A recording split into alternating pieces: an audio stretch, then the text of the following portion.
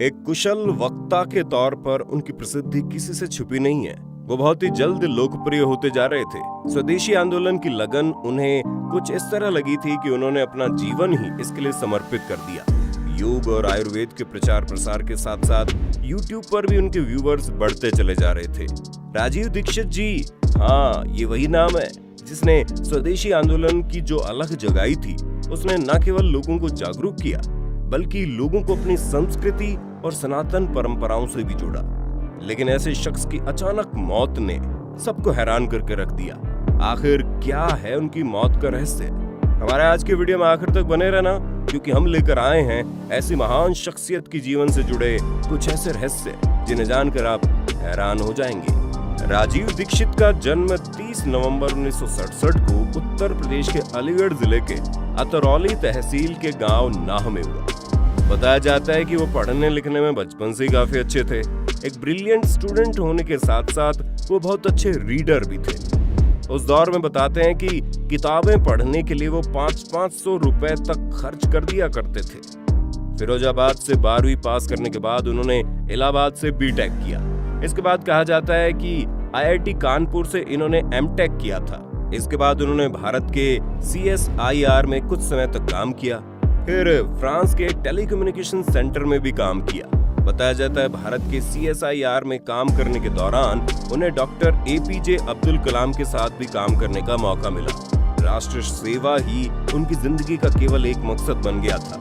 हालांकि उनकी एमटेक की डिग्री को लेकर जब IIT कानपुर में सूचना के अधिकार के तहत जानकारी हासिल की गई, तो जो जानकारी मिली उसके मुताबिक राजीव दीक्षित नाम का कोई व्यक्ति उस ड्यूरेशन में IIT कानपुर में स्टडी नहीं कर रहा था जिस टाइम पीरियड में उन्होंने एमटेक की डिग्री के लिए पढ़ाई करना बताया। इसी तरह भारत के जिस CSIR सेंटर में उनके काम करने की जानकारी मिली, वहां से भी इस बात की पुष्टि नहीं हो पाई।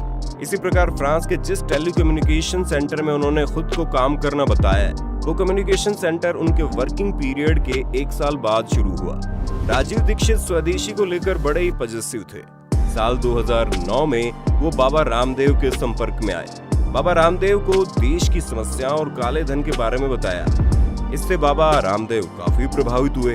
भारत स्वाभिमान आंदोलन शुरू करने के दौरान ही राजीव दीक्षित और बाबा रामदेव दोनों ने इस बात की शपथ ली कि हम केवल उन लोगों को मतदान करेंगे जो कि कुशल है, और साथ ही हम दूसरे लोगों को भी इस बात के लिए प्रेरित करेंगे कि वो 100% मतदान करें। इसी तरह कुछ और संकल्प उन्होंने बाबा रामदेव के साथ लिए, जिसमें भारत को विश्व शक्ति बनाना और हिंदुस्तान को पूरी तरह से स्वदेशी बनाने का संकल्प भी शामिल था। इस संकल्प में उन्होंने बुद्धिमान और ईमानदार लोगों को जोड़कर देश के विकास को सुनिश्चित करने का संकल्प लिया।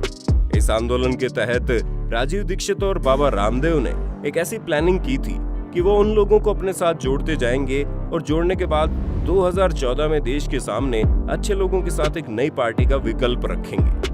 राजीव दीक्षित एलोपैथी चिकित्सा पद्धति के विरोधी रहे हैं। उन्होंने इलाज के लिए अस्पताल जाने की बजाय लोगों को स्वदेशी दवाइयों के जरिए उपचार कराने पर जोर दिया। उनके कुछ दावे तो लोगों के विश्वास के बिल्कुल अपोजिट थे, जैसे कि सन 1984 में जो भोपाल गैस त्रासदी हुई थी, जिसमें मिक यानी मिथाइल आइसोसाइनाइड गैस के लीक होने से रात के वक्त बहुत सारे लोग सोते रह गए और हमेशा के लिए मौत की गहरी नींद सो गए। इस घटनाक्रम के बारे में उन्होंने कहा था कि ये कोई हादसा नहीं है, बल्कि अमेरिका ने भारत के गरीब लोगों पर एक परीक्षण किया और उस परीक्षण के तहत हमारे देश के गरीब लोगों की जान चली गई। इसी प्रकार अमेरिका में हुए 9/11 अटैक में जिस वर्ल्ड ट्रेड सेंटर पर हमला हुआ था, उसके बारे में उनका कहना था कि ये हमला स्वयं अमेरिका ने कराया है। अमेरिका में लोन लैंटर्न सोसाइटी ने भी इस बात को उठाया था।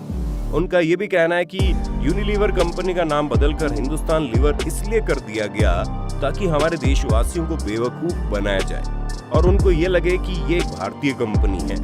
यही नहीं, कोका कोला में तेजाब होने की बात भी राजीव दीक्षित के द्वारा की गई थी। राजीव दीक्षित ने यहाँ तक भी दावा किया था कि एक बातचीत के दौरान अमिताभ बच्चन ने उनके सामने इस बात को स्वीकार किया कि पेप्सी पीने की वजह से उनकी आंतें खराब हो गई, इसलिए उन्होंने पेप्सी पीना और उसका ऐड करना बंद कर दिया। इसी तरह हेमा मालिनी के लक्स साबुन के ऐड करने पर उनका कहना था कि जब उन्होंने हेमा मालिनी से पूछा क्या वो लक्स से नहाती हैं, तो उन्होंने जवाब दिया कि वो लक्स से नहीं बल्कि बेसन में मलाई डालकर नहाती है। तो हेमा मालिनी से मैंने पूछा क्या आप मुझे बताओ कि लक्स से नहाती हो? नहीं। लाइफ बॉय से नहाती हो कि नहीं, कैमे से नहाती हो कि नहीं, आती तो रोज हूं। मैंने कहा फिर किससे? तो उन्होंने बताया चने के आटे में मलाई डाल के नहाती हूं, माने बेसन में मलाई डाल के नहाती हूं। इस पर उन्होंने पूछा, आप ये बात पूरे देश को क्यों नहीं बताती हो? तब हेमा मालिनी ने उनसे कहा था, ये उपाय सबको बता देने से सारी औरतें उनके जैसी खूबसूरत हो जाएंगी। तो मैंने कहा अगर आप बेसन में मलाई डाल के नहाती हैं तो ये बात पूरे देश को क्यों नहीं बताती? कहने लगी डर लगता। मैंने कहा क्या डर लगता? कि अगर हिंदुस्तान की सभी बहनों ने बेसन में मलाई डालकर नहाना शुरू किया तो सब हेमा मालिनी हो जाएंगे। राजीव दीक्षित ने जो बातें की उनमें सबसे सनसनीखेज आरोप तो ये था कि ममता बनर्जी बीफ खाती है और इसी वजह से ममता बनर्जी ने अटल बिहारी वाजपेयी को इस बात की धमकी दी, अगर उन्होंने पश्चिम बंगाल में बीफ को बैन कराया तो वो वाजपेयी जी की सरकार को गिरा देंगी। उन्होंने इस बात का भी दावा किया कि नेस्ले कंपनी के प्रोडक्ट मैगी में सुअर का मांस और रक्त मिलाया जाता है और उसकी चर्बी का इस्तेमाल होता है। ये उनकी जिंदगी का एक अलग ही संयोग रहा कि जिस दिन उनका जन्मदिन था ठीक उसी दिन उनकी मृत्यु भी हुई। स्वदेशी उत्पादों के राजीव दीक्षित इतने हिमायती थे कि घूम घूम कर उनका प्रचार किया करते थे। ऐसे एक प्रचार के सिलसिले में वो आज के छत्तीसगढ़ राज्य में स्थित दुर्ग जिले के बेमतेरा तहसील में व्याख्यान देने के लिए कार से रवाना हुए। वो भिलाई से अपने डेस्टिनेशन की तरफ चल रहे थे, तभी कार के ड्राइवर कन्हैया को उन्होंने पसीने के साथ बेचैनी होने की समस्या बताई। भिलाई में अक्षय पात्र फाउंडेशन के पास शाम को उसी दिन उनका व्याख्यान होना था, लेकिन तबीयत ठीक न होने के कारण वो दयासागर के दुर्ग में मौजूद निवास पर पहुंचे। यहाँ वे बाथरूम में गए और जब बाथरूम में जाकर देखा गया तो वहां पर गिरी हुई अवस्था में थे। वो सारी जिंदगी एलोपैथिक चिकित्सा पद्धति का विरोध करते रहे, लेकिन इस क्रिटिकल कंडीशन में भी वो अस्पताल जाने के लिए राजी नहीं थे। तब बाबा रामदेव ने उन्हें फोन करके समझाया, जिसके बाद हॉस्पिटल जाने के लिए राजी हुए। उन्हें तत्काल सेक्टर 9 के अस्पताल ले जाया गया। यहाँ पर डॉक्टर शशिकांत सक्सेना ने जब उनका प्राथमिक उपचार किया, लेकिन उस हॉस्पिटल में कार्डियक प्रॉब्लम से रिलेटेड ट्रीटमेंट की फैसिलिटी ही नहीं थी, इसलिए उन्होंने राजीव दीक्षित को अपोलो अस्पताल के लिए रेफर कर दिया। अपोलो अस्पताल में उस वक्त डॉक्टर दिलीप रतनानी की देखरेख में उनका इलाज शुरू हुआ, लेकिन रात 1 बजे से 2 बजे के बीच राजीव दीक्षित की मौत हो गई। उस वक्त उन्हें गंभीर हार्ट अटैक आया था। इस बात की जानकारी उनके डॉक्टर ने एडमिनिस्ट्रेशन और मीडिया को दी। बाद में बिना पोस्टमार्टम कराए ही 1 दिसंबर 2010 को राजीव दीक्षित की डेड बॉडी दे दी गई। ये घटना 29-30 नवंबर 2010 की है, जब रात के वक्त भिलाई के बीएसआर अपोलो हॉस्पिटल में उनकी मौत हुई और उनकी मौत की वजह हार्ट अटैक बताया गया। लेकिन सवाल ये उठता है कि उनकी डेड बॉडी का पोस्टमार्टम क्यों नहीं हुआ और फिर उनका अंतिम संस्कार भी कर दिया गया। ऐसा भी कहा जाता है कि मौत के बाद उनका पूरा शरीर नीला पड़ गया था। ऐसी स्थिति में हार्ट अटैक से मौत होने के दावे पर सवाल खड़े हो गए।